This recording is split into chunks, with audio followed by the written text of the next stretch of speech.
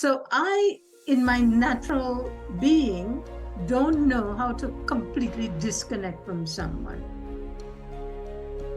But what I found though, in my not disconnecting, I allowed him to constantly pour gasoline back on me. Because wherever he is, however his life is turning out, he's still somehow emotionally connected to the venom and the bitterness that somehow was my fault, that we broke up in all the many different ways that he broke the relationship.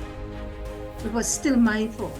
And he needed to remind me of that every day that he had the opportunity, because for some reason, even though he made the choice to move on, I'm not calling him to stress him every Monday morning about what he did and what he didn't do to me, but he's calling me to sort of like keep in touch.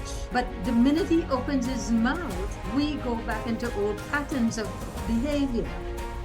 I'm sure you get that, right? Your ex keeps calling you, and the minute things, you think that you've gone to another place of understanding and patience, and you could now communicate with each other. The minute he opens up his mouth, is the old person that shows up once again.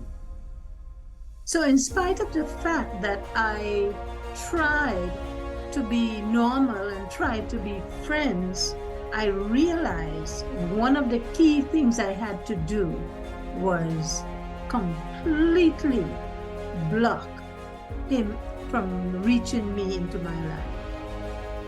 And I remember that was a lesson my mother once told me.